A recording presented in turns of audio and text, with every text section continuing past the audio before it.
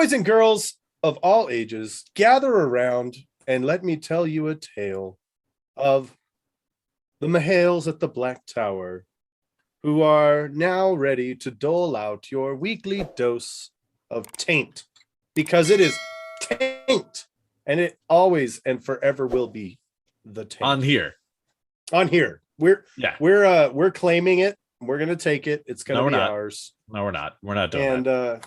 Just like Dragonsworn, it is ours, but everyone's. It's everyone's. Okay, we're going to finish the intro. Thank you for tuning in. We're the Black Tower Podcast. We are a Wheel of Time podcast. You guys know us. I am your Sordovan Mahale, Josh. I am your Bajan Mahale, Andrew. And I am your Amin Khan Mahale, Daniel. And it is our pleasure to welcome you to the Black Tower Podcast. Thank you so much for being here. Thank you so much for listening. It was a fantastic episode, and we'll see you next week. Well, for the next episode of the Black Tower Podcast. Wait a second. And that's it. Cut out. No, I did want to say, so something amazing did just happen. Now, I'm not going to spoil anything, but there is people in the world who done seen them first 2 episodes. Correct. There are a number of people in the world. There are a number of people. We live in a world in which the Wheel of Time TV show is already been incepted into people's eyeballs and brain balls. Yeah. So I didn't want to watch a lot of the live coverage and that kind of stuff, because I kind of want this weekend or this Friday to kind of be my experience for the kind of first time of the thing. I did I clicked through a couple of them, and I got to see some of the different cast members that Matt Hatch got to interview and talk to, and Critter and Daniel B. Green. Did you see when they said, oh yeah, as soon as we learned it was for this book series, we went and found all of your sites and started watching all of your material? Yep. Did you see when multiple people said that? And I was like, so I'm sitting there with Alyssa Powers. We're in my hotel room. I got her phone, my laptop, and the TV, and we're watching all the streams at the same time. And when they said that, we both looked at each other and we were like it was beautiful. It was a great moment. Yep. Yeah. I mean, we theorized that they probably would, especially those that may be busy with several projects and don't have time to read the series entirely.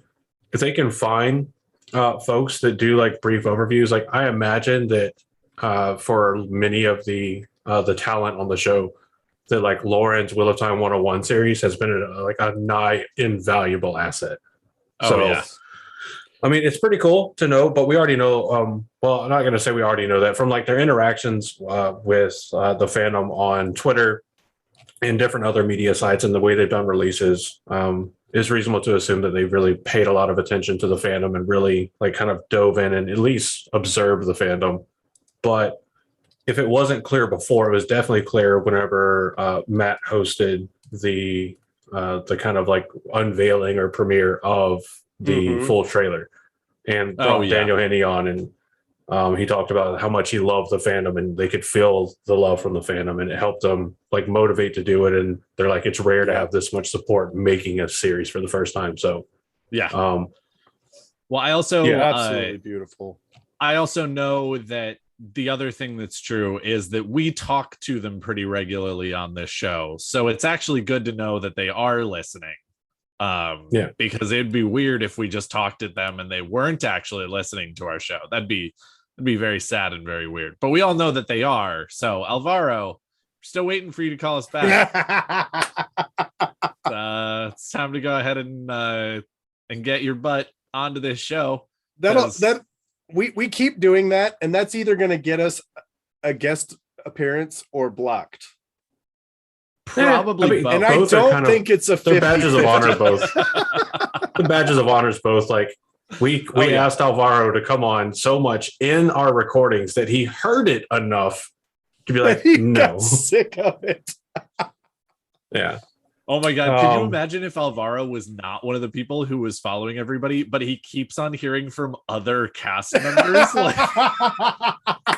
Hey, bro, you should really call these guys back because they talk about you a lot.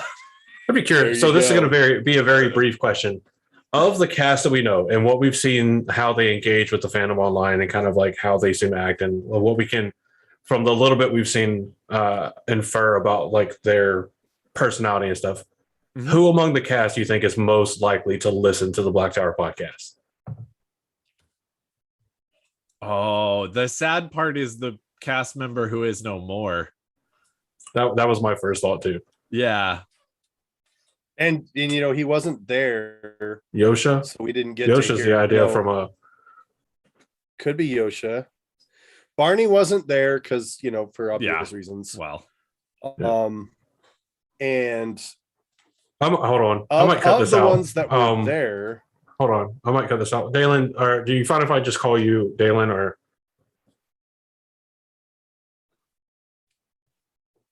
Okay, sure. I just wanted to make sure, like, I'm so used to everybody's like Discord names and everything that I wanted to make sure it was fine for me to use like your actual name rather than just, I'm just going to do it because whatever. Yeah. But yeah. So Dalen suggested Joshua, Old Dirtbeard, mentioned Logato Alvaro Morte, Marcus and Barney from Matt Stagger. Definitely agree on the Barney. I could see maybe Marcus Rutherford doing it. I think Madeline. I could see Madeline do it. I think Yosha does. That's why he shaved his head. He saw the Wattcastathon and the Karian cut and was like, yes, and then tried it, messed up, and then went, nah. And I'm like, dude, I can give you pointers. I can tell you where to go and get some gold bottoms to powder your forehead. I like to think that Yosha is watching. I like to think that because, you know, the Lord Dragon. Let's he go. Is. But he's ignoring us exactly like he does in the books. But it's on brand. Feel like it's extremely on brand. Like we're gonna see him for 5 seconds. He's gonna hand a random person next to us a sack of pins and then just leave. Guys, okay. So first and foremost, let's do a spoiler warning because this is starting to get into like spoilery stuff. Which, granted, again, our name is. So it's not like we didn't set you up for failure already, but let's figure out a spoiler warning. And then I want to say something because I think it would be fucking dope. But so you got 1, 2, 3, 4, 5, 6, 7, 8. All right. Dalen, choose a number between 1 and 8, and I'll pick that to be your thing. The spoiler warning. 6. Yeah. See, that's the thing. Nice. First time reader thinks the Black Tower is going to be the name of the corrupted White Tower. And like, I get that. I dig that. And I like the surprise, motherfucker. Well, and if we're being completely honest, they're not even totally wrong. All right. So the Tainted Tower. Well, let's do our other stuff before we get to the spoiler warning kind of section, I guess. Because we do need to get into the actual episode at some point. Actually, you know what? No, we'll spoiler warning now. Finish our conversation and move on. Spoiler warning. No, but there's still others. Anyway, spoiler warning. Here you go. This one is from More Shoddy. Welcome to the Black Tower, a Wheel of Time podcast. All right, let's check this. All right, who is this going after today? This podcast episode will likely be spoiling all the books in the series, but if Daniel is in charge of the recording, it'll never hit the end thing. So just in case you're some masochist Patreon supporter who hasn't read the whole series and just gets off on being part of lost episodes, how about you put that spoiler comment all the way on? Excellent.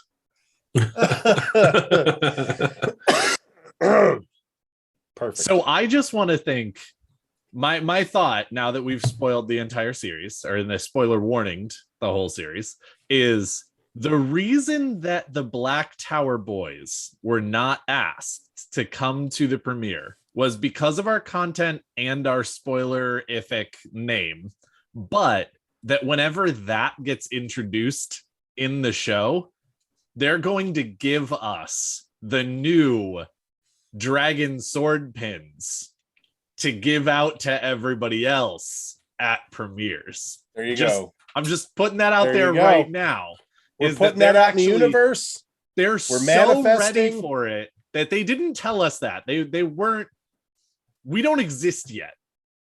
So they didn't tell us anything. but they already have it planned that when it shows up in the show, it's just Black Tower from then on. They're going to change one of the pins because I don't think it ever says it's like a full, well, no, it does describe the claws, but they're going to change the pins to be our sword in a different color scheme for our dragon. And then you're like, can we use this? And we're going to say, yes. Hell yeah, you can. Tainted siding, activate. Tainted siding, activate. That actually would be a pretty cool idea. There you go, Amazon. There's a free marketing idea. if you dare, our dragon. If you dare to accept it, we'll indeed. We'll go wherever you need us to be and hand out the new pins. There you go. Anyway, literally anywhere. I'm going to substitute what you said with the segue I had in mind. Aw. No, you're going to like it because so we're going to rewind. So if you want to get yourself your own dragon or sword coins, our dedicated and Ashaman coins, make sure you check out this episode's sponsor, our patrons. Head over to blacktowerpod.com. Go on our Patreon. You can see which tiers you have to support at to be able to get those coins.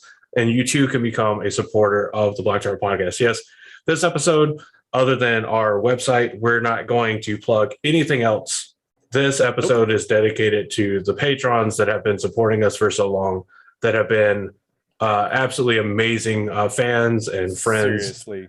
And are not afraid to let us know when we do something they don't like, and we love it. So this episode is entirely for everybody, but definitely special shout out to our Patreons. Agreed. Indeed. Because we love you. Special shout out to the Patreons. Yeah. So blacktowerpod.com for all your stuff, Black Tower. Go and check it out. Become a Patreon member. Get some cool swag. And you too can have the same sword and dragon coins that Sarah Nakamura has, and Brandon Sanderson have, and Daniel B. Green has, and Matt Hatch and Taylor have. Yep. As well as all of our other patrons that, have done some amazing support. Blah, blah, blah. Yeah. Words.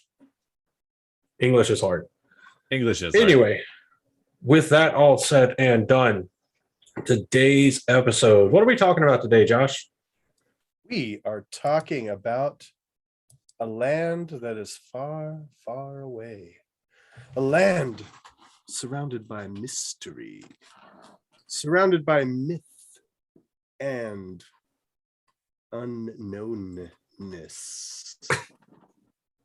Yeah, that's right.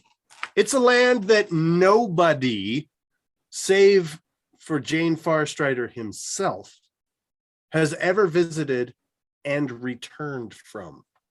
Even the sea folk, when they do trade with these mysterious people, go up to the dock, and they're like full COVID rules, man. They're like, I would put the product on this dock, and I will accept the payment on this dock. And they're like, no touching, no seeing. You're going away now. Thank you for your porcelain. And these are crazy people Sharan, that we know French? nothing about. Maybe we don't know. It's mysterious. I like Shara. the idea that Shara is now France, even though that's supposed to be Carrion. It's way too big, and they win too many battles. Ooh. I'm gonna say. I'm sorry, France. I love you, France. You've got some really dope stuff. France is actually a really, really great place to visit. I'm going to say that Shara is Russia. Ooh. I like that. Well, do we want to talk about Sharans just show up the and parallels first to shit on that idea? Yeah, go for it. So Sarah parallels and resembles. Shit, yeah, we'll take a shit right on your parade. Right on. It resembles much of Africa, especially sub-Saharan Africa, and it also has some distinct similarities to Imperial China. So it's kind of a meshing of the two. It's one of the few places and cultures where we get descriptions that even touch on the aspect of potential race or skin complexion for the people there. Okay. Kind of like, so we get it with the sea folk, that they're generally of a darker skin, which makes sense because they are out on the ocean. And if you are like me, especially of Irish ancestry, you go from some weird shade of white, whatever this shade is, Caucasian white, I guess, into a really bad shade of burnt man, like just full on red lobster. Yeah, you get lobster. Yeah, and given like the geography, which we'll talk about, of Shara, it makes a lot of the same sense of like anybody that lives around a desert that typically, as an adaptive feature over generations and generations, have developed higher levels of melanin in their skin to help offset, all the UV rays and the harsh sunlight and things of that nature. So, okay. So you got I would say this then. It's got the same sort of landmass and turn of the century mysteriousness of Russia, but it's obviously a different demographic of people. Okay. Is that where we're going with that? Yeah, that's fair. Is that a fair thing to say? And it goes to the names too. When you think of like Bow of the Wild and Shalfan, yeah, they sound like more kind of like Asian culture inspired kind of names. It's not a name you would find in like, I don't know, the redneck backwoods of South Carolina, where I'm from, where everybody's named some boring name like Andrew, Bubba, or Joshua, or James, or David. I will say this: I think the first time, and correct me if I'm wrong, our fact checker could just be saying Bo wrong. The first time Shara is mentioned in the stories is when Noel is telling bedtime stories to Oliver, correct? He talks Lord of Chaos ish, and he's reading them, and he tells them about the giants who have their mouths on their because we see them in Lord of Chaos, chapter 17, the Wheel of a Life, and Ruark is giving a report to Rand that there is fighting in Shara. So was it before that or after that? I'm going to say that you're correct. That's the first mention. I was going to say it's actually mentioned relatively not early on in the series, because of course they don't actually go into like, oh, the whole world needs to like blah blah blah until book like 3. But I think it's actually mentioned in in Fires of Heaven 5, which is where the first time reader I work with, he is on chapter 6. Nice. And I told him I can't wait for him to get to chapter 31. But yeah, I think it's mentioned there where if I remember correctly, Valen Luca is actually claiming that one of his acts is from Shara, and that's true. Everybody's a little like, no, but like sure, because like we've never seen this before, so might as well, even though we all know that it's not. Oh wait, yeah, I was wrong anyway. We don't get any like real mention of Shara with anything like concrete in any way until much later, and I think the only like legitimately accurate statements we hear is from Demandred way later and Noel, who's been there, even though he's a little fanciful as well. Yes. Yeah. So with that, one of the things whenever I was reading, definitely in the days leading up to this episode, not, like an hour or so before we did this episode. One of the things I love most in school, in addition to history, was whenever we, especially like in history, focused on geography, because a lot of geography and history go hand in hand. So the geography of Shara is pretty incredible from what we can see and know. Like, I'm surprised the parallel doesn't mention the wall along the Cliffs of Dawn being like the Great Wall of China. unless I just missed reading that part. That's kind of what it made me think of whenever I first, kind of read about it. Yeah, I think that's actually one of the other reasons that Shara is, again, nothing in the Wheel of Time is actually one thing. The Andorans are not English. The Carianans are not French. The Aiel are not Irish people who also live in the desert. Like, it's not one-to-one for anything in the world. But of course, we pull from a lot of different things, and there are sort of main influences. Yeah. Well, you get a lot. And I think that legitimately the if we're being completely honest, I think that these Shan are actually supposed to be effectively main influence Korean, and the Sharans are supposed to be main influence Chinese, which is one of the reasons that he includes the fact that there is sort of the Great Wall of Shara. I was just actually going to say, when you look at the wall there, and then you look at, they've got the arid desert climates, they've got the more humid jungle climates, they've got coastal climates, and they've got icy climates. Like, it actually does fit with China more so than Russia. And when you start looking into, like, you know, the ethnic diversity, you know, that does actually fit very well with China. Well, that's another one of the parallels for China, because Shara has a monopoly on the silk trade.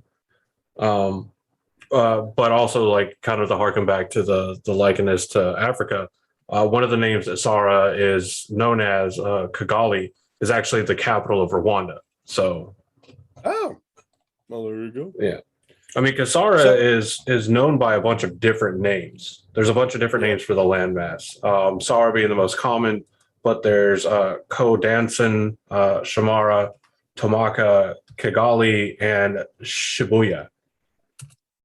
But there's also the theory that, you know, there's one of the big things that makes Shara very different is it's very Ba Sing Se. It's a secret. We're safe behind the walls. You don't need to worry about what's behind the walls. You know, the Earth King has invited you to Lake Laogai, which is just where all the Ayad actually are. You've got, like, these people that they appear to be under the rule of the ruler, but they're really not. They're actually the ones in power. All this kind of stuff. It's definitely kind of like Earth Kingdom Ba Sing Se. Actually, that might be a better comparison than any of the others. Dragon or the Avatar? No, I mean, he would be neither in the Shara. Dragon, and Demandred is the Avatar. Oh, in the wrong series, and that's why he doesn't win. Gotcha. Because if this was Avatar: The Last Airbender, then Demandred would be the hero, but it's not. It's Wheel of Time, and therefore Demandred is just trying so hard to be the hero when he's not. Yeah. So, but one of the big things is, like, their secrecy, right? They when you get to they're very xenophobic. Yeah, when you get to the Cliffs of Dawn, there's 6 distinct trading fortresses, essentially, because they're smaller cities that are surrounded by these high walls, and each one of them is at the end of a path that would allow you to climb the Cliffs of Dawn and then cross over into Sharan lands. So that's where you trade if you come across the Aiel Waste, or if you are Aiel, or whatever the case may be. There's, like, 5 or 6 port towns on the south and southwest coast of the Sharan landmass where you can trade. 1, 2, 3, 4. Yeah, there's 5. Right. But for the most part, the rest of Shara is off limits. It's unknown.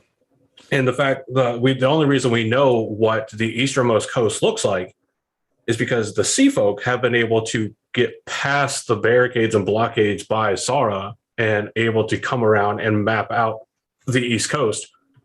But even from the East Coast, there's, other than some mountains and some inlets and features, there's really nothing that they have that they can be like, And then with that, of course, again, my favorite part there is that actually is one of the reasons to me that, like, Shara didn't give a shit. They were just like, yeah, fine. If you get around all of the blockades on our south side, which is where we actually have stuff, then go ahead and map out the eastern side of we have nothing there and you can go do whatever the fuck you want. Well, that's like whenever you were talking earlier, Josh, about like, nobody gets to go further in. Like, there's only one example of anybody getting further than where they're supposed to, and it's the sea folk mapping the eastern coastline of Shara. Yeah.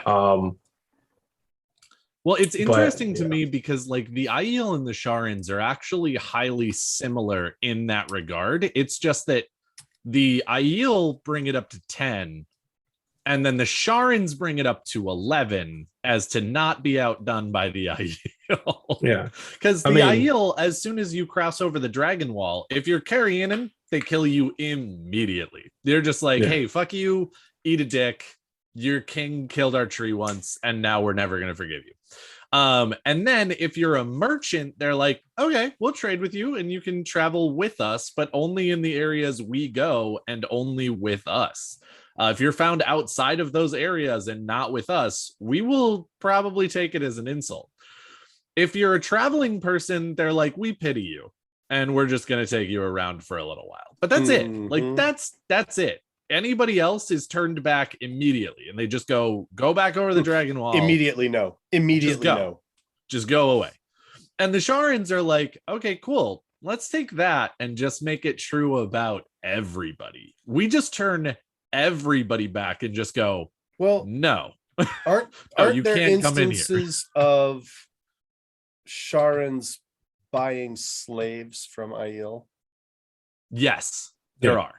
And so again, they trade with them on occasion, but again, there's like this very specific way of doing it. There's the very specific way of doing it with the Aiel. There's the very specific way of doing it with the Athan Mir. They're very, very, very rigid, cultural and transactionary things that happen. And then that's it. As soon as you're done trading, I guess your slaves get to come into Shara, but not very comfortably.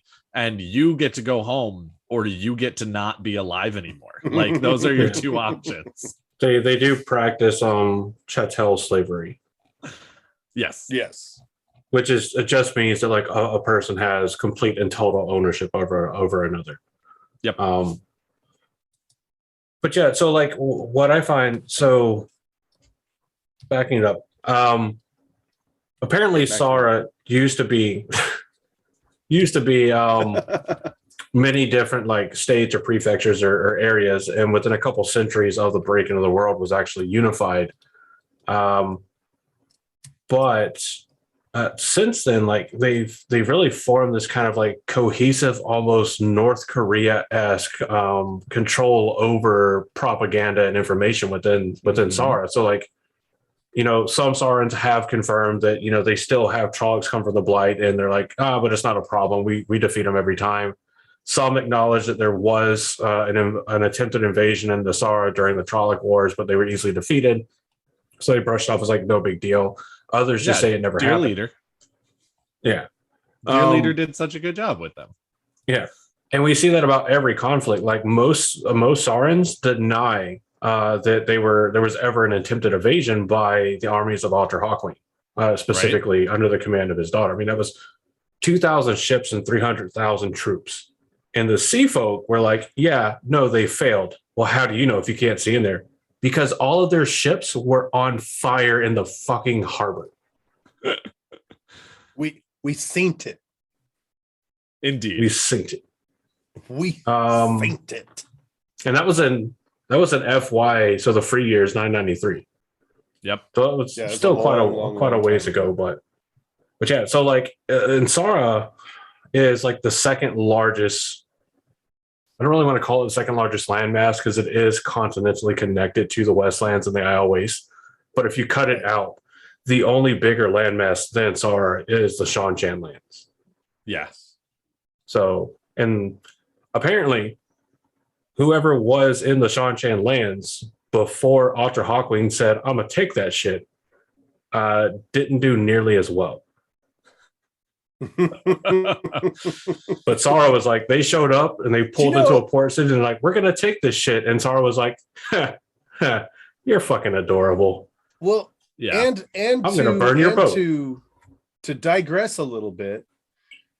We don't do In that here on the Black Tower. Avienda's, yeah, I know, right? We're totally focused.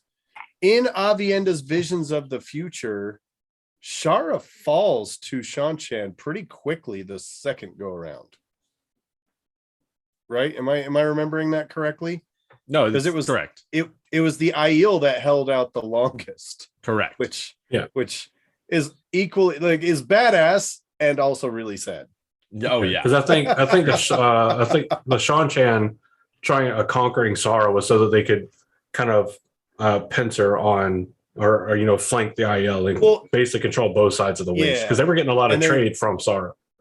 And Shara, not only are they an enemy state, but they are not a member of the Dragon's Peace. Correct. And so Shanchan was like, oh hell yeah, we're gonna go over there and take them out, which makes them the main power on the continent.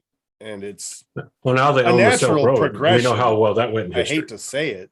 Yeah. Right. Like there was so much of China's historic and ancient fortunes that was built off of owning the silk trade. Just like they have a Silk Road in the Wheel of Time, the Silk Road was very much a thing in our world's history. Probably the same road. The map of the Wheel of Time looks a little Pangea. I mean, it's a different turning of Pangea. Yep. If you squish it down a little, you rotate it about 123 degrees, stretch it out on its x-axis. It looks just the same. Yeah. Pinch and squeeze. Yeah, if you make everything different, it looks exactly the same. Yeah. Wait. But it used to be that the more they stayed the same. The Karian used to have trade with Shara. For 470 years, they had trade with Shara until one guy was like, played his best George Washington and decided to chop down the proverbial cherry tree. Don't you compare that man to George Washington. Don't you do it. I mean, they're actually both equally bad leaders. So George Washington was not a good leader, especially in the military. He was a terrible general. Shade. Wow. He won at Yorktown out of pure dumb luck and because of all of his other generals. Like it's romanticized in American history how effective George Washington was. He was it's crazy. Like people like how strong does your propaganda have to be that even now more Americans believe that he actually chopped down a cherry tree and like didn't lie about it? Then people realize no, that is a propaganda story from them guarding support for him to be the president. Oh yeah. Like I'm sorry. I hate if I burst any bubble. Yeah. Anybody's bubble. I love America. I love American history, but that's like one of the most long-lived propaganda things in the US. Like that's been like propaganda for 200 years and more Americans still believe it than don't. Sure. Popping that cherry tree. Anyway, enough of a tirade on old George Washington. But yeah, so they had trade for 470 years. Is still a good guy though. Oh, I didn't say Sure. Anyway. It depends on what your aspect of good guy is. Like, we're not going to get into all that. Shara! Yes. But so Kirian had really good trade with Shara for about 470 years. And then the Aiel decided they didn't need to be a thing anymore. So they just walked up to Kirian and whooped that ass. And then went the fuck back home. No, but we don't want that, no Mo. That's not for us. It's not for us. No. But as far as landmass, like Shara, it's at its widest point going west to east is 3,500 miles across from east to west, and at its longest point is like 5,200 miles, I believe, 5,300 miles. From its south coast along the Sea of Storms to the Mountains of Doom in the north. It's fucking massive. Yeah. No. Yep. And then that's kind of all we get from them. Like, if we want to talk about Shara in the books, like up until the last battle, that's Shara. That's the episode's over. The episode's over. Like that, they don't make any significant contribution other than to serve as a rumor generator or a, you know, campfire story in the case of Noel and Ulver. Well, we're led to believe that they're a non-actor because they're embroiled in like essentially civil war, which I mean, to a degree they are. And that was the thing, is when you start moving things, you know, the Aiel start talking about how unsettled they are, because not only are we, we're leaving the threefold land to look for he who comes with the dawn. Things are happening. We've got wetlanders going into Viridian. We've got Aes Sedai going into Viridian, and equally as scary and significant is the fact that they're getting rumors from inside Shara that there is chaos, civil war, and all kinds of skirmishing and fighting and killing within the walls of Shara. And it's got a lot of people in the Waste on edge, because this is one of those situations where, they don't do that. They don't do that at all. They're the quiet ones. They're the ones that we know nothing about and that we trade with occasionally. And now we've got a situation where we're learning things about them, and they're not good things to learn about them. And there's kind of scary things to learn about them. Yeah. And so well, let's talk about how they got embroiled in civil war. And that's just where I was. No, you're good. And that's just where I was going to lead to. You never figure, we don't know, as a reader reading through for the first time, we don't know what's causing that. And we're led to kind of feel that unease and that tension with the Aiel, but we learn very quickly where that's coming from. We've got hints, I guess.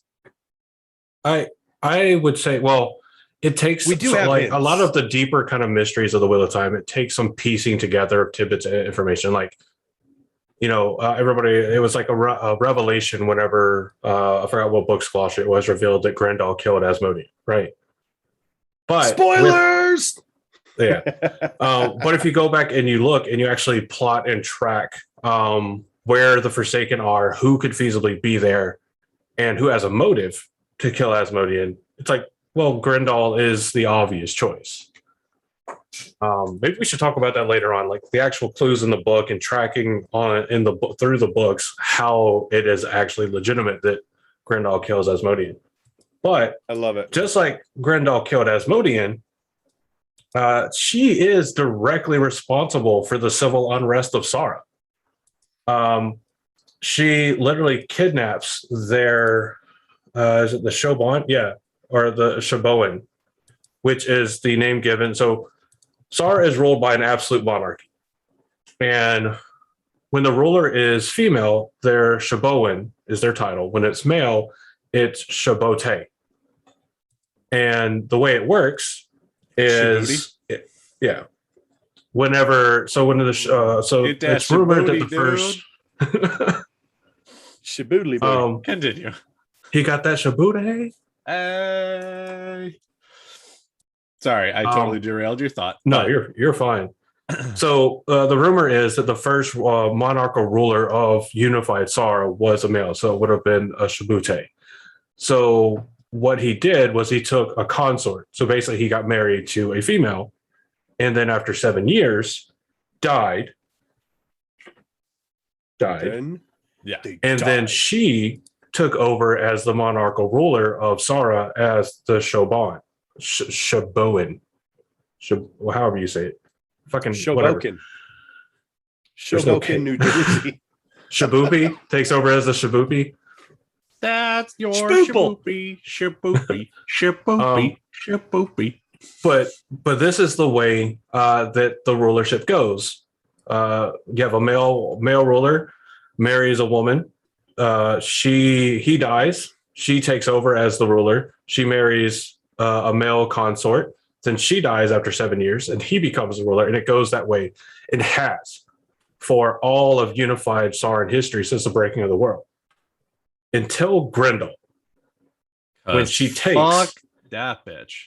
And she takes and kidnaps and compulses the shit out of the newly raised or newly realized Shaboan and her consort, which is the first break in the line of succession in Sara in all of their recorded history as a unified nation. Yes. So they're like, what the fuck do we do?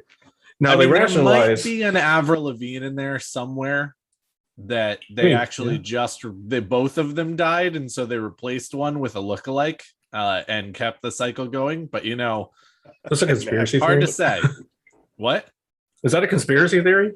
It is. Yeah, that Avril Lavigne isn't actually Avril Lavigne, and that they had they got a lookalike. Oh, no, it's not a robot. Funny. That they actually got a lookalike of Avril Lavigne at some point, and made her the new Avril Lavigne.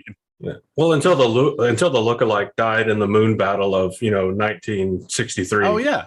No. Oh wait, that was too early. We weren't there yet. Or were we? Anyway, so all this happens, and where was I going with it? Sorry, civil unrest. But basically, she is the cause of it. Yeah, so she is the cause of it, and it is this civil unrest that the Mandred takes advantage of, comes in, and starts making it look like he's fulfilling prophecies to become Baal the Wild. Yep. So in their time of direst need, a savior arises from the ashes. And he came from the cliffs of dawn, and no man or woman could touch him, not even the Ayad. Did he come from the cliffs of dawn, or did he come from the inside of a glacier? The really, I have slumbered for 1,000 years. The really tragic thing about this is that these are rumors, or these are prophecies for the Dragon Reborn. Mm-hmm. This is not an evil nation. Okay, do they have evil things that they do?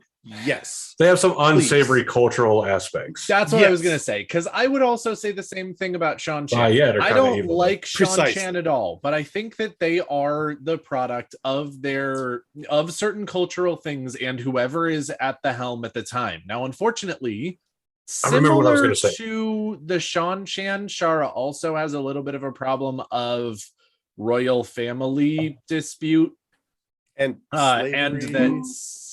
Well, what I was going to say is that snakes tend to be the rulers because they kill the honest ones and then rule longer. And so typically, as much as I don't necessarily want to say it, I would say, think it, not say it. I think saying it's fine. I do think that Shan-Chan and Shara are more often run by bad people because that is their sort of hierarchy of people, is that, as I said, you end up getting somebody who killed the last emperor, right? And people who kill people to rule countries are typically not very good. Not the most savory of characters. What I remembered that I was going to say, where I was going with that is culturally they explained that every 7 years the current ruler dies and their consort or marital spouse takes over. They say it's the will of the pattern. It's how the pattern decrees it to be. When in reality, to keep any monarch from getting too powerful, much like the forces, like the Dali in Ba Sing Se, right. The Ayad, specifically the female channelers of the Ayad, they kill. So they kill the ruler after 7 years. Can you imagine the ruler dying at 6 years and having to pretend that they're still alive for a whole year and then just weekend at Bernie's for a whole year? And I hope they learned some good stasis weaves. Die at a year later, and then So I mean, it's one of these things that it's an incredibly interesting culture because it is. In some ways they're very different from all the other cultures. And it's like they have this thing of secrecy, and it makes them kind of intrinsically interesting. We want to know more. We want to learn more. So we're trying to find everything we can, just like, watching live streams to premiere and trying to identify who the tweeter of chaos is. Things like that. A lot of that. Oh yeah. What if it's me? Yeah. What else is interesting? Like we only have get just a been couple. pretending to be bad at social media this whole time so that I can trick you. Yeah. So what's interesting, we only get the names of three. We only get the names of three Sarans throughout the entire series. It's only three. So we get Chiappe. Guess I'm saying that right. I don't know, who is the Shoboan that Grendel takes, and then her betrothed Shalfan. And then we also get Galbraith, who is named after Stephanie Galbraith Combs, who is one of the fans that I would imagine, much like Matt Hatch, helped do some kind of reading towards the end and got a named character. Yep. Unfortunately, her story isn't nearly as successful or good as Innkeeper Hatch, but it's still pretty. Yep. It's like that's nothing against her. Like it's the character. No, sure. Gets in an entire culture of people, an entire military that's being manipulated by one of the Forsaken. Go figure. Big shock, surprise. I know, right? Right. Yeah, and she's one of the Ayed that Demandred sends forward to destroy Matt Colton's command post, and she has to go back and report that she failed and is punished. So, yep, which is not a good thing in Shara. I mean, I don't think it's a good thing anywhere. Though. How are you into it? Like, because I feel like so if your kink is like immense pain, if your kink is immense pain, wouldn't one of the Adam be like one of the best like sex toys ever? Well, only if you actually have a good partner, but yeah. Well, I mean, you sit there and you're like, "Oh, I really like pain." You try to touch your own thing, and then bam, what? Yeah, it's the fucking bracelet part of the Adam. Yeah. Leave me alone. I like particularly in that, with Shara. So Grendel's stirring it up. Grendel is making things nasty. Demandred is like, you know what? I'm going to take advantage of the situation. I am going to go ahead. And I love how the other Forsaken are like, okay, that's a waste of time. Dummy. Thanks for shoddy. That's lame. That's actually really cool. But Demandred is actually looking for a Sa'angreal as well. That is correct. Channelers. Yes. His motivations in taking over Shara were only partially motivated by taking over as ruler, because there was a Sa'angreal that was in two pieces that was hidden in Shara. Correct. Well, that's why he goes there originally. And then I like this post that the fact checker Mahale. The fact checker Mahale has put in. Because it's true, but it's also wrong. I mean, like, again, it's Brandon Sanderson saying them, and that's correct. He is the author of the story. I'm not saying that that's not true, but like Demandred thinks he co-ops Prophecies of the Dragon, but they're actually about him, is like saying the exact same thing in more words, because it could be about the Dragon Reborn. And if, Rand had actually made it to Shara and gone ahead and done the things that were there, he could have been Bow of the Wild, and then Shara could have been fine. But it ends up being about Demandred in exactly the same way that the prophecy of Harry Potter ends up being about Harry Potter, because Voldemort makes a choice. Not because it couldn't be about someone else, if that makes sense. Nice. Okay. So apparently, River of Souls, on that same vein as it's supposed to give us a more like in-depth window into Demandred and Sara, cannot be considered 100% canon because it was cut early enough that it did not get subjected to Maria's detailed continuity validation. So it didn't get the continuity check from Maria to make sure it matched with the rest of the story. Sure. Though I'm sure there are people that are going to listen to this and are going to comment down below. And by all means, please do comment down below. Other incongruities that are perceived in the series. Oh, 100%. Well, I will also say that, to be completely honest, I appreciate that response, and I do actually think that that's legit. I'm not saying that she didn't do a very good job with a lot of fucking story to deal with, different things, and that it going through her is a seal of approval. However, everything that I have read about Shara so far works. There isn't anything that I think from my reading doesn't work canonically. So even if it didn't get a seal of approval, it gets my seal of approval, and that's not nothing. Yeah, I think it works where you can take it as like, this is part of, maybe RJ and some of Brandon's like original intent with Damondred and Sara to kind of give us a glimpse more into Damondred, to not make it, we see nothing, meeting, nothing, and bam, massive fucking gateway.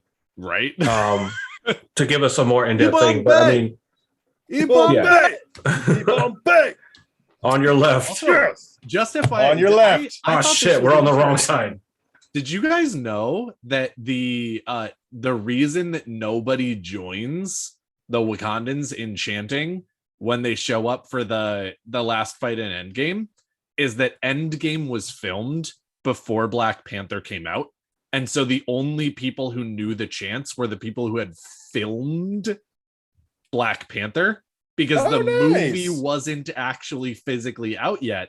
And so I can absolutely imagine that most of the cast would have been in to do the chants with the Wakandans. Oh, yeah. But they physically didn't know them because the movie wasn't out yet. There's your I think it could be trivia. I think it'd be a cool scene to see like all like of the massive amount of Avengers or the kind of amalgamated Avengers in their cohorts, all like going with the Wakanda chant. Chat. Well, but I think it's better that they don't, because it allows them to keep all the individualities that bring all the different groups into the battle. But I totally it could be super that. dope. I do like that needs to be like an extra cut. That. Oh, right. Well, my heart.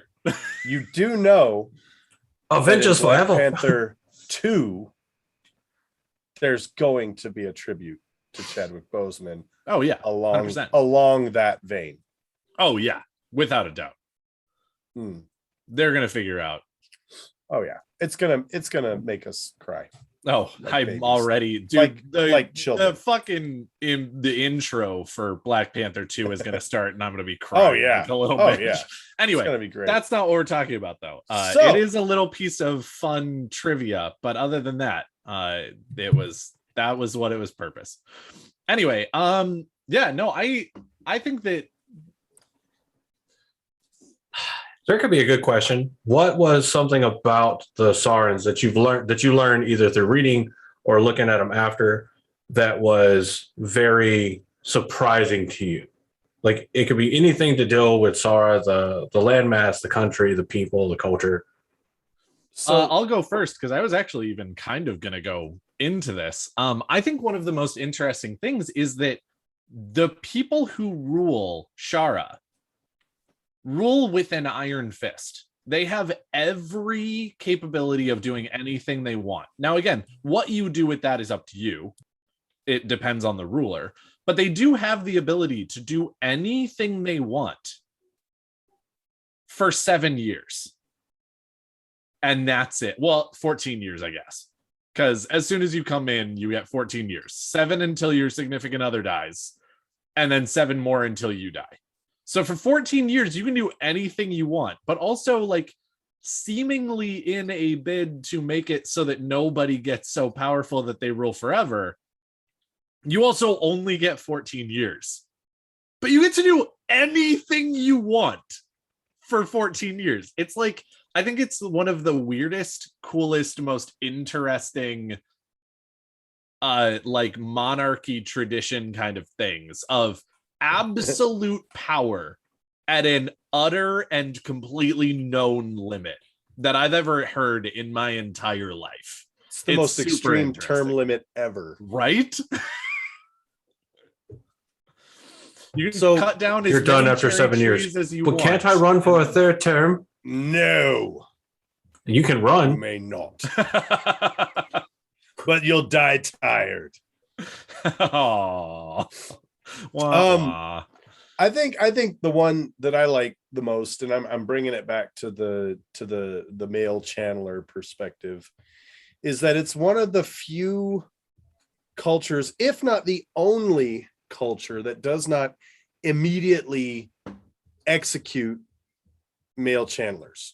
Now, Aiel, of course, don't directly execute them. Yes. They send them up to spit in Sightblinder's eye. But we know in the Westlands where we're at, Aes Sedai hunt down men and gentle them, which essentially kills them. Yep. And then zero aftercare. I mean, aftercare is important. Aftercare is important. It's gentling a man with no aftercare is the equivalent of fucking somebody in the ass and not even have the goddamn common courtesy to give them a reach around. Right? Okay. There's a movie quote. It's a very popular one. You should be able to get that one pretty easily. It is a good one. But in Shara, they find a man. When they find a man who can channel, they go, okay, this guy needs to go over here. And he is now I don't know, like a breeding animal. He's like breeding stock. How they literally trace that without it sounding. No, that's how bad it is. They literally trace. No way to say that. Without they trace their sound bad. They trace those males. They trace their bloodline and lineage the same way that people trace the bloodlines of purebred horses for racing. Oh, 100%. Literally, yeah, the exact same way. They are used as breeding stock and nothing more. It is crazy. Yep. For 5 years. Yep. Well, they do it once, and then 5 years later, they're like, or maybe they do it for 5 years. I don't fucking know. Whatever. It's hard to say. Again, there's enough mystery that what you're told and what actually happens is probably a little different. But like, again, it doesn't matter because what you're told is what you're told, and therefore, right. You know.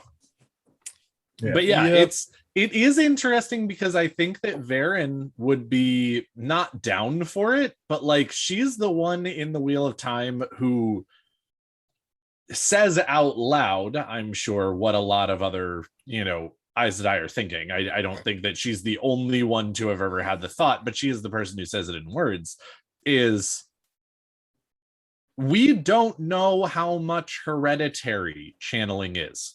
We don't. It's impossible to say given the information that we have in the Wheel of Time. But there is a case to be made for it being hereditary. And if you gentle and basically let wither away any and all men who channel,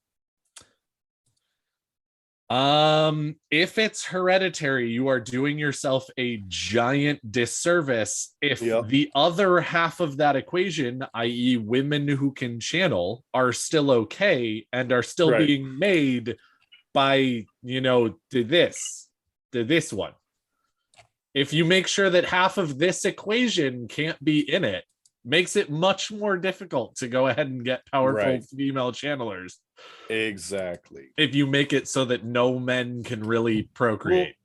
Well, and there was one of the Aes Sedai who talked about, I think it was Varen, who was talking about that there are some sisters who theorize that by gentling all male channelers, they are essentially culling that ability out of this particular genetic. I have the weirdest case of deja vu right now. Because I feel like I already heard that. Yeah. Because I said oh shit, I'm sorry. I legit thought it was deja vu, and I was like, I feel like somebody just said this, and I thought I was just like fucking crazy. It's all good. But it's a good point to reemphasize. Sure. Go ahead and do whatever reemphasis, and then I want to hear what you think is the most interesting. No, I was just saying, like, saying the same point again is a good reemphasis, to expand on kind of like how, so it's specifically the male members of the Ayed segment of Sharan society that they are raised communally. They are simply called the male, not he. They're allowed to dress themselves and feed themselves, and that's about it. They're used as breeding stock for 5 years. And then when they turn 21 or when they start showing signs of channeling, they are basically kind of like hooded and cloaked, just like they were whenever they were taken to be breeding stock. and it's assumed that they're going back to be breeding stock again, but instead they are killed and cremated. Yes. So, I mean, eventually they do execute them, yes. But they got to get that good out of them first. Excuse me. Well, and to be completely honest, I actually, again, I hesitate to say this sentence just because it could be taken incorrectly. No. Oh, nobody ever takes anything you say incorrectly. I know, right? But you know what? I'm going to listen to you say what you're going to say, and I'm going to pick about 15% of the statement to focus on, and then I'm going to judge your entire character off of that 15%. Excellent. That sounds fair. That's like most of America. Anyway, I love it. I'm so happy right now. You guys are the best. So I like the Sharans for the reason that they recognize that there is value even if there is not value.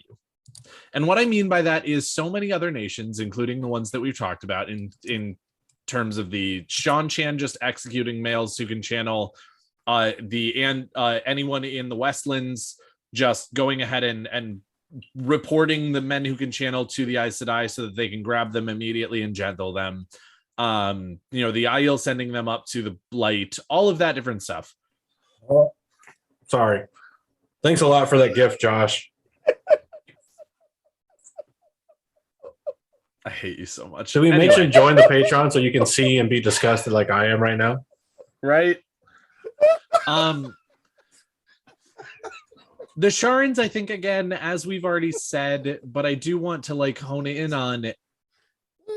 What they do to them isn't very nice, but there is a limit on it. There's a time limit. They're not just throwing them away immediately. They're not just assuming that they're useless. They're not, until Rand comes along, and as a male who can channel, who's not being immediately gentled, he recognizes that men are going to go bad. He recognizes that they are going to go insane.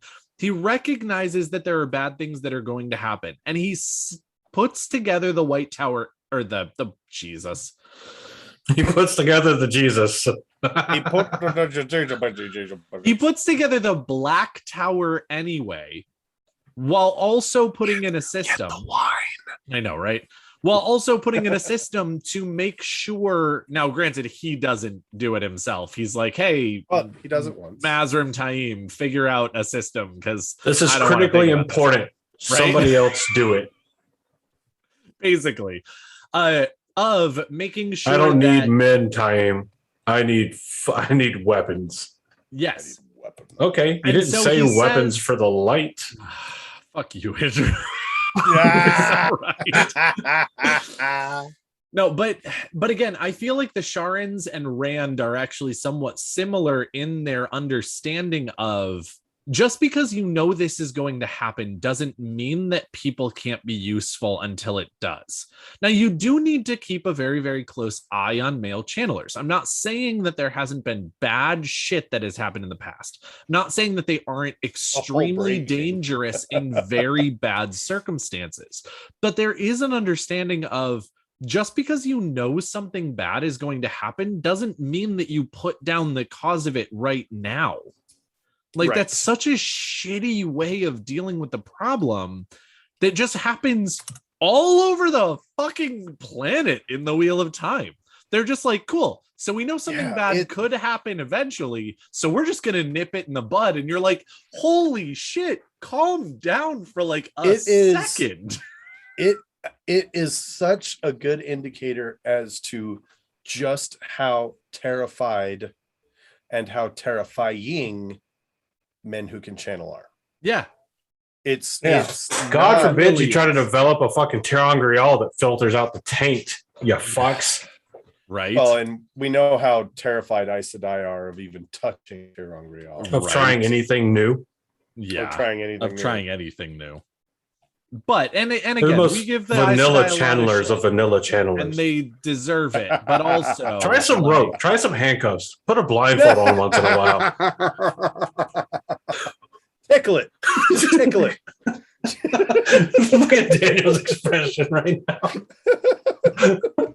I'm just thinking of all of the people in the real world who have taken on the persona of the Aes Sedai, and how many of them would be so into grabbing some handcuffs and putting on a blindfold too. And how many of them would go downstairs into the basement of the White Tower and be like, no, activate this ter'angreal. I'm going to sit on it. And not only that, but to it some of our more vibrates with a religious vigor. Some of our more thirsty listeners, they're like, yeah, Andrew, you want me to put on handcuffs? Do you want it to hurt, Kevin?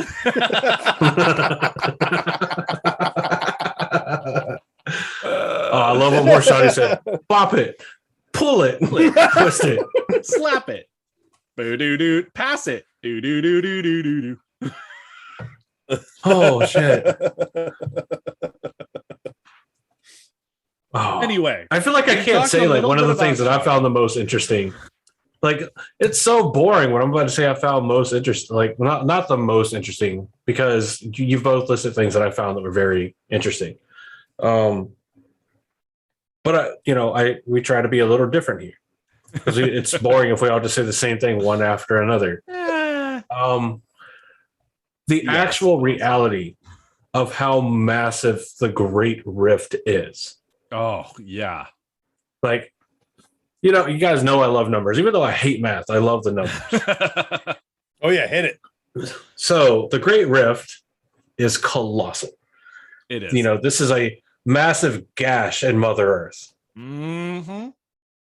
Pull it back. Pull it back, you fucking dirty bastards. Pull it back. Never. Not you guys. I meant everybody else. Okay. Mm-hmm. Okay. Yeah. Oh, good.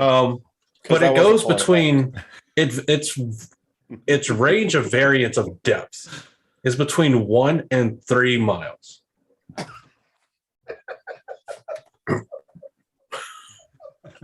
The fuck? Try to focus on the numbers. It extends. I can't even. What the fuck is happening? What the fuck is happening? Unfortunately, I wouldn't say I broke. I just think it's kind of funny and calls me pause. Damn it, Daniel! Back out here again with the not laughing. Not even wearing white Vans. Leave me alone. But yeah, so it's over 100 miles, not 100 feet, not 100 yards, not 100 meters, whatever the fuck that is. I know what 100 meters is. Yeah. But over 100 miles across at its widest point, so wide that the other side almost cannot be seen from certain points. So, like, can you imagine looking across a fucking canyon and just thinking, like, it just goes down into a plateau? Like, no, it just goes down. There's nothing else. And then you, like, climb down and get, like, halfway there. You can see the other side. Yeah. Like again, it's not easy. It's not like 5 feet away or any fucking thing like that, but you can see it. Unless it's very foggy on a clear day, you can look over and go, okay, cool. That's where the Grand Canyon ends. This one, on a clear day, there are points where you look at it and go, I don't know if this ever ends. Like, just imagine there are sections of the Great Rift where even Adele cannot tell you hello from the other side. Oh. Thanks, guys, for listening to the Black. Now that we've digressed entirely. But it runs for 2,400 miles. That's almost, a fair bit, but a little percentage-wise under half of the largest expanse north to south of the Sharan lands. So it goes almost halfway up Sharan. It's fucking nutty. That's to think of, like, that is a massive geological feature.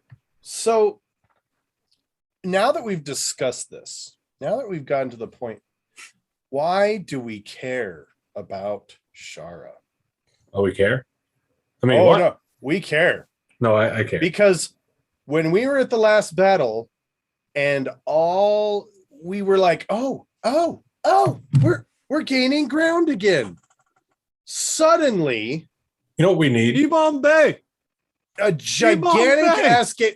It is an Avengers moment, only in opposite. Yeah. Okay.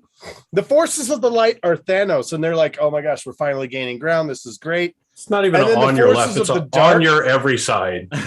And then the forces of the dark are like, oh shit, what are we gonna do? What are we gonna do? And then Demandred goes, hey guys, hold my You know what I need now? Two Rivers. And Daniel, I want you to do the voice. Yes. I want it to be Gilbert Gottfried as the Dark One. Just Demandred, where the hell have you been? No, it's literally before Demandred shows up with the Sharans, Dark One's losing, and he's looking over at the battlefield, and he's like, "Where is Demandred? Where is he? He would be May Bliss, and he's not even here." And then all of a sudden, Gateway opens, and You rang, Dark Lord.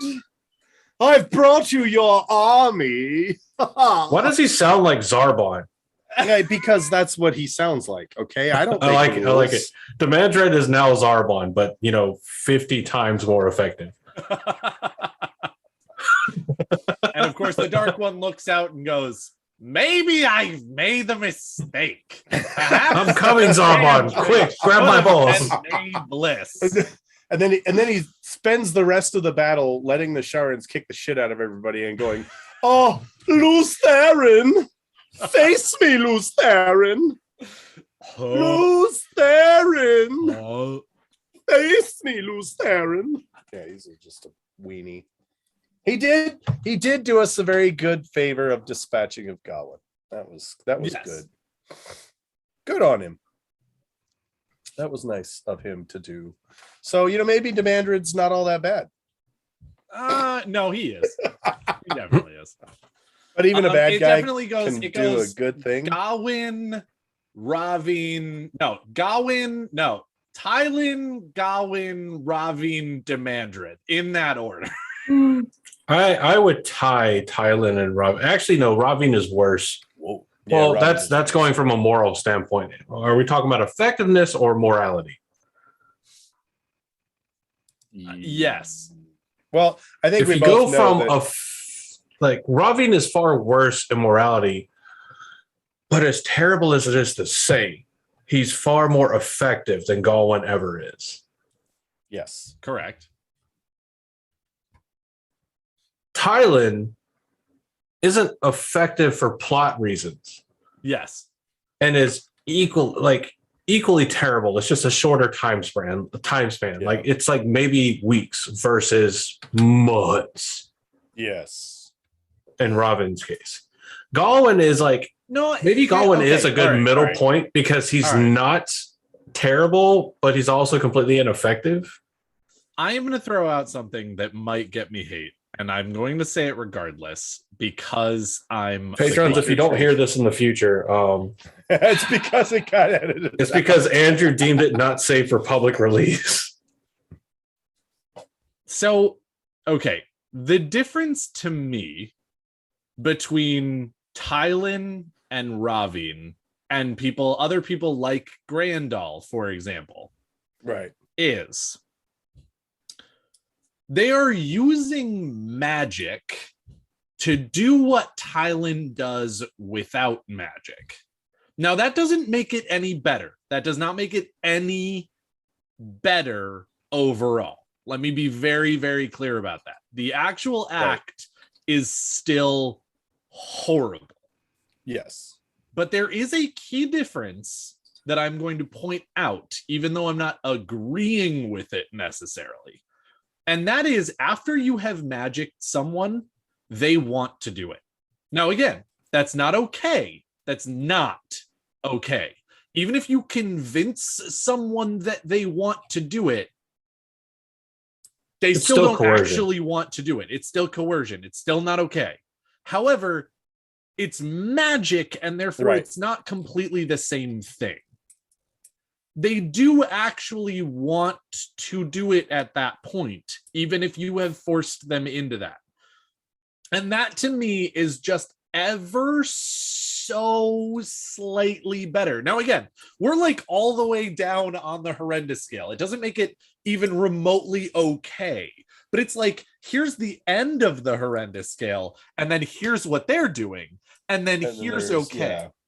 I'm only going to focus on the 5% where you said that's better. No. And now I'm going to try to destroy you in a public forum. Yes, do it. That's what I'm into, Daddy. Harder, Daddy. No, God, no.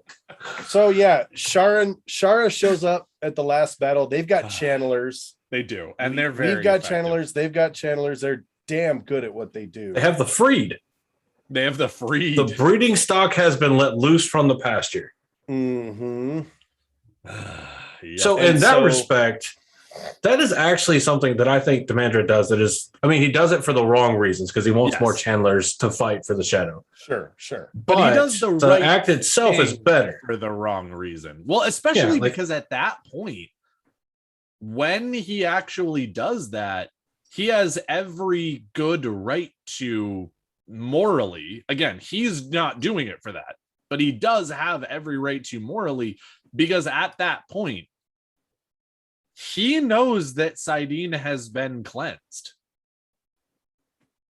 He touches Sidene and uses it. So at that point, he knows that there's no reason to keep all male channelers from channeling anymore.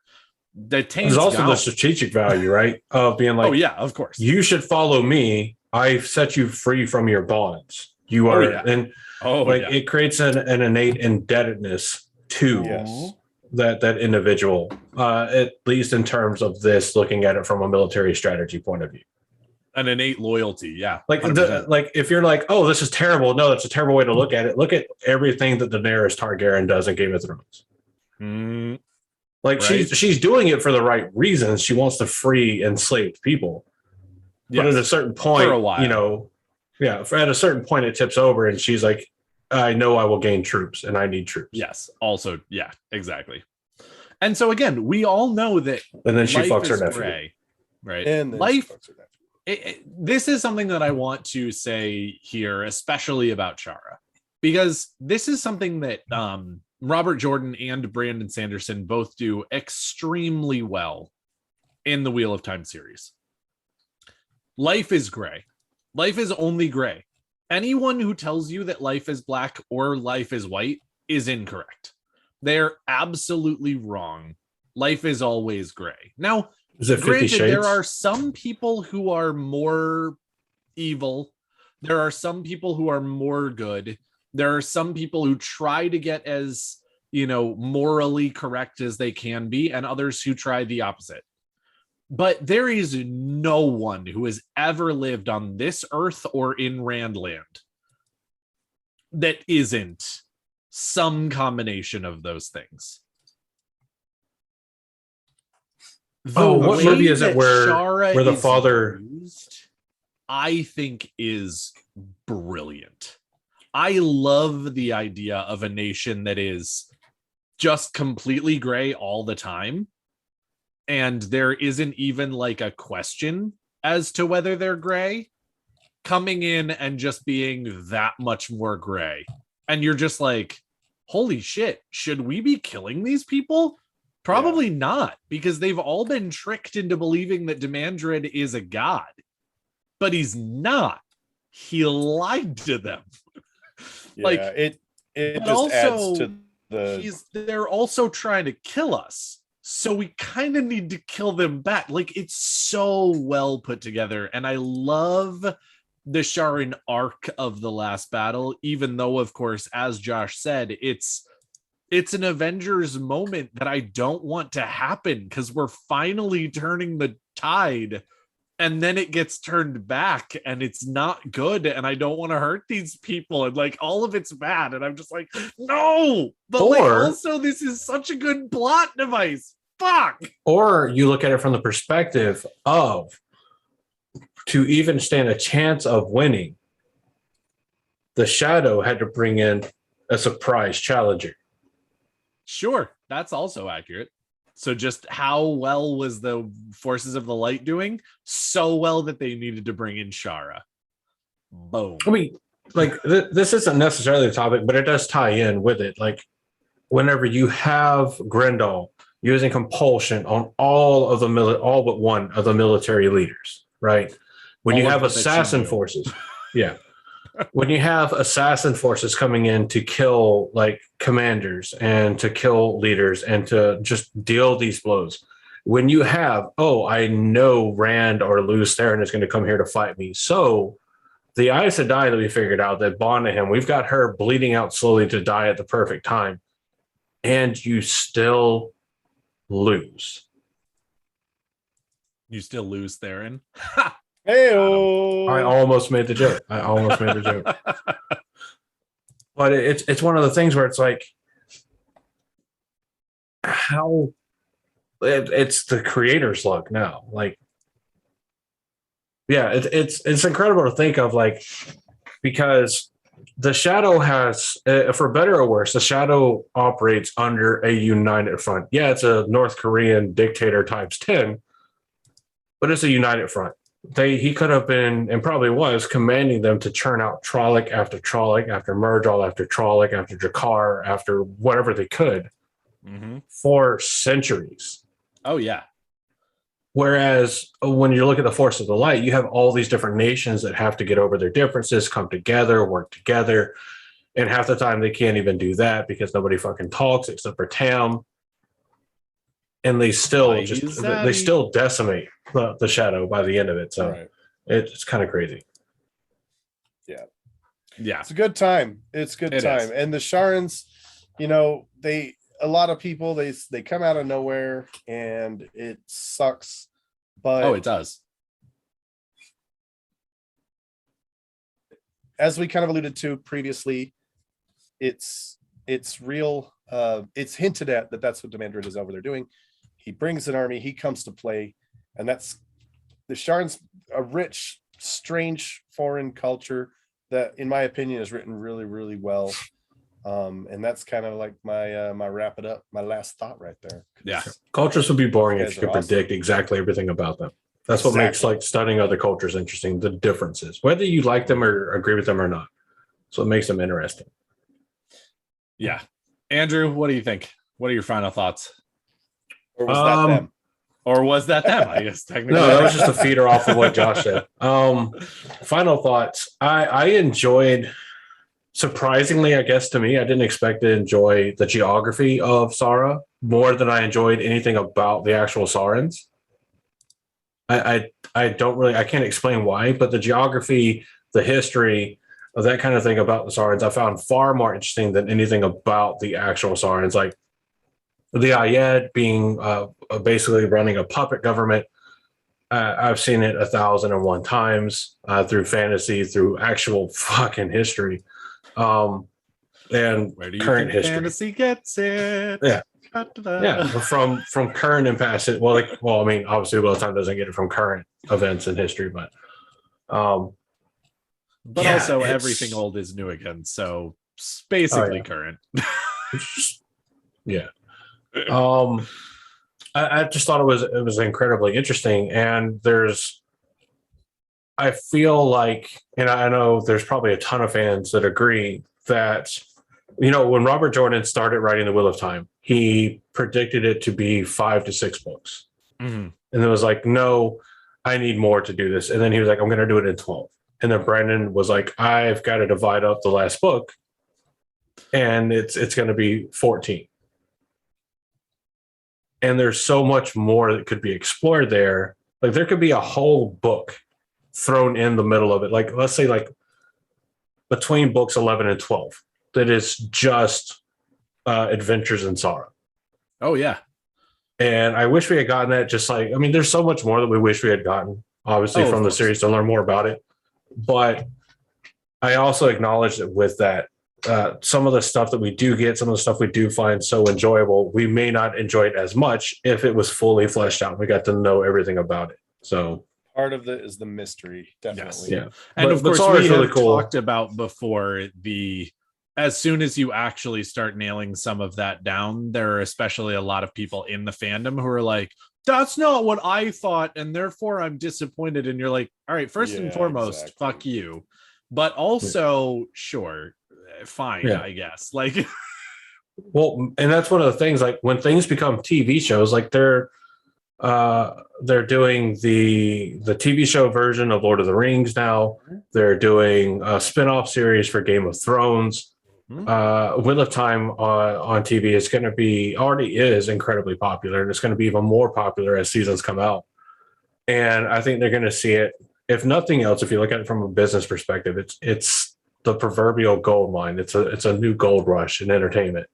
So if Amazon does it, somebody else is going to come in and they're going to do offshoot series. They're going to do, the adventures of young Tam.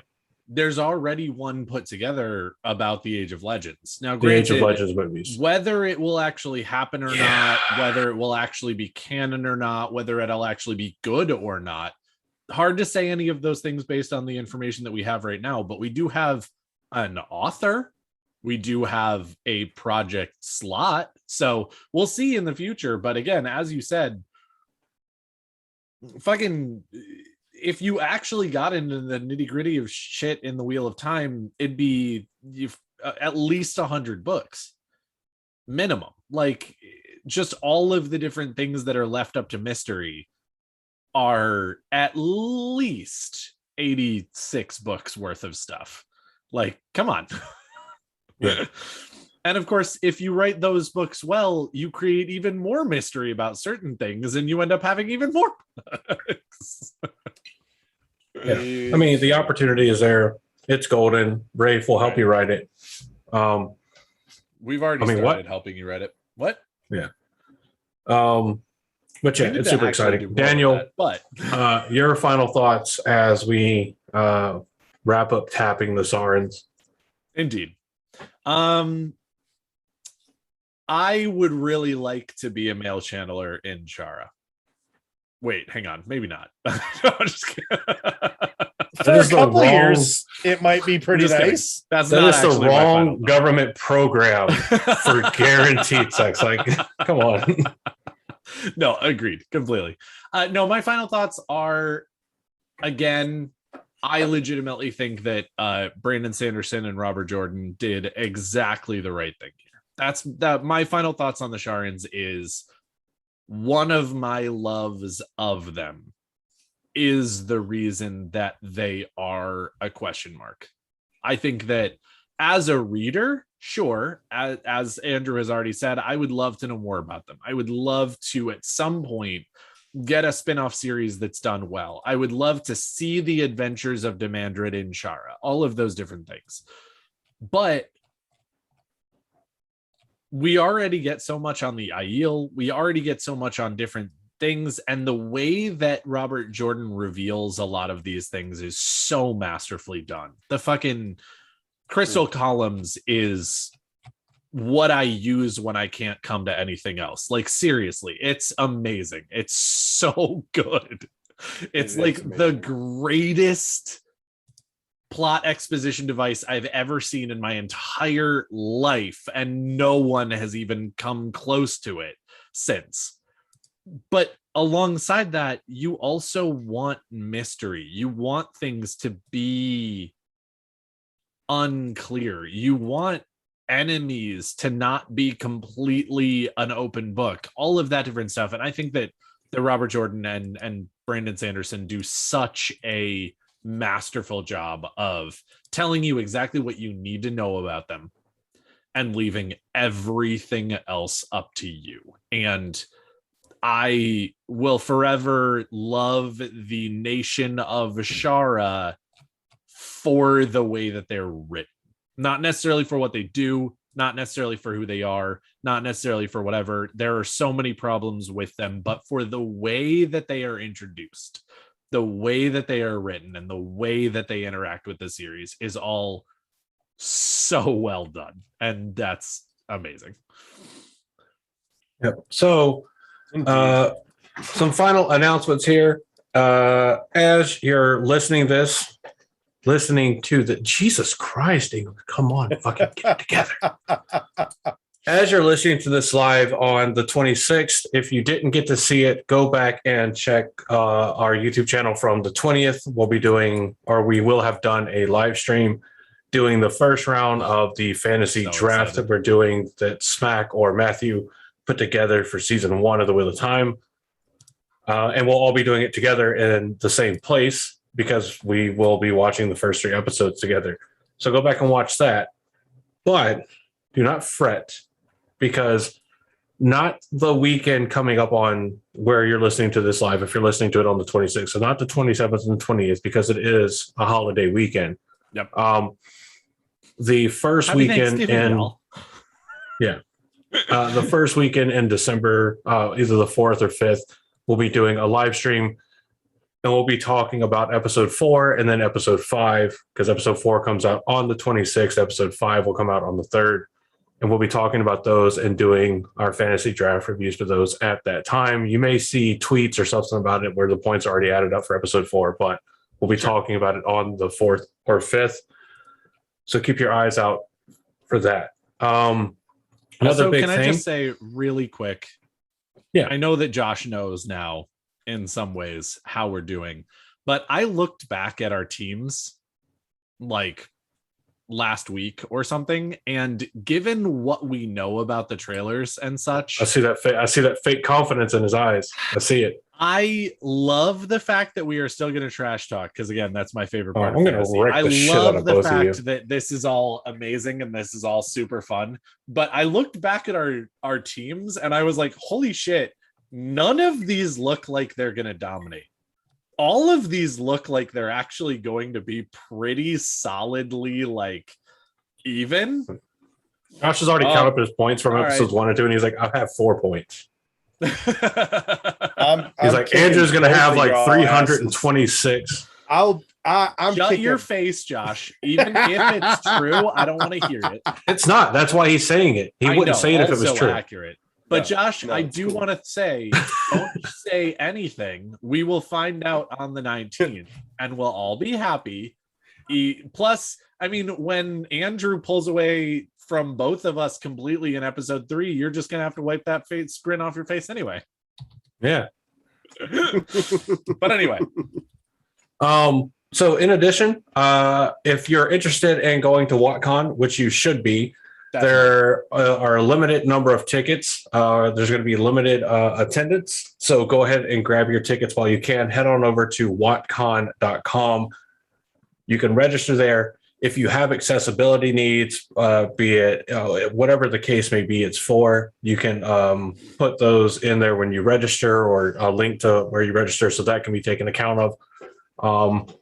But tickets are on sale. The room block is open. Go get your rooms. Go get your tickets, and we'll see you there, because all 3 of us are going to be there.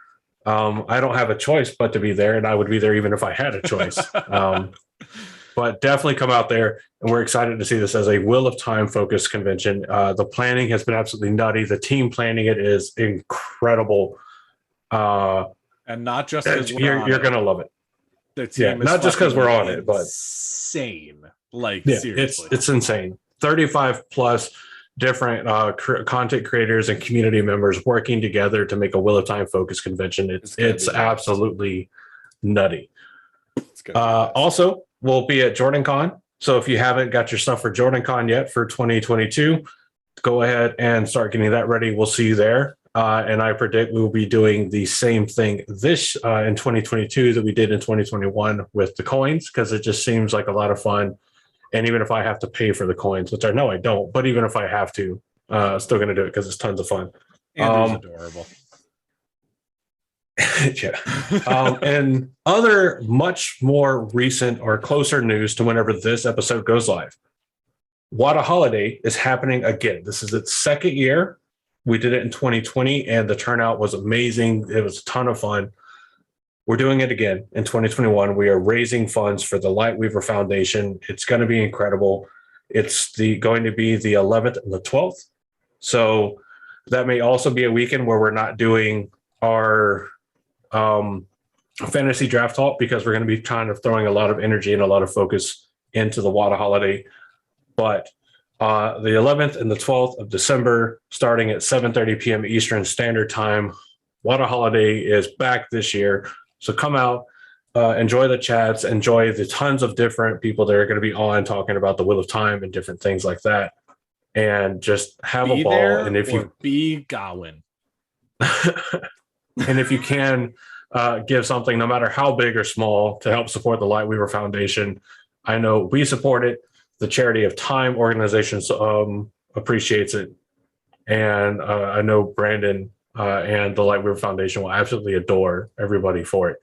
So that's all the announcement kind of stuff that I have here at the end. I think that's pretty much everything. We can go ahead and wrap this up here. Wrap it up like fine china on moving day. So thank you, everybody. Thank you. Yeah. And you. Thank you. And you. And you. And you.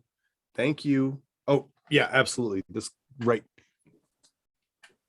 Thank you. You in the back trying to hide on the person in front of you? Yeah, thank you. Thank you all. You guys are awesome. We love you so much. Yeah. But from all of us here at the Black Shara Podcast, thank you so much for listening, whether it's live, whether it's on public release day, whether it's any day in the future. And if you're able to watch it in the past somehow, go ahead and watch it in the past. We love you. We thank you for your support. We thank you for listening. Leave what you think about Shara and how we covered it and talked about it in the comment section down below. And if you want to get a more immediate response, hit us up on Discord. Links for the Discord are on blacktowerpod.com, as well as the show notes or description here. But I have been Andrew, your Bajan Mahale. I have been Josh, your Tsoravan Mahale. And I have been Daniel, your Amin Khan Mahale. And again, guys, thank you from the bottom of our hearts. You guys are awesome. You guys are the reason that we do this. If you haven't hit like and subscribe, I'm going to be the dick in the episode who says it. Please hit like and subscribe on all of the different platforms. But from all of us here at the Black Tower, we hope that you are having an amazing morning. And in case we don't see you again, good afternoon, good evening, and good night.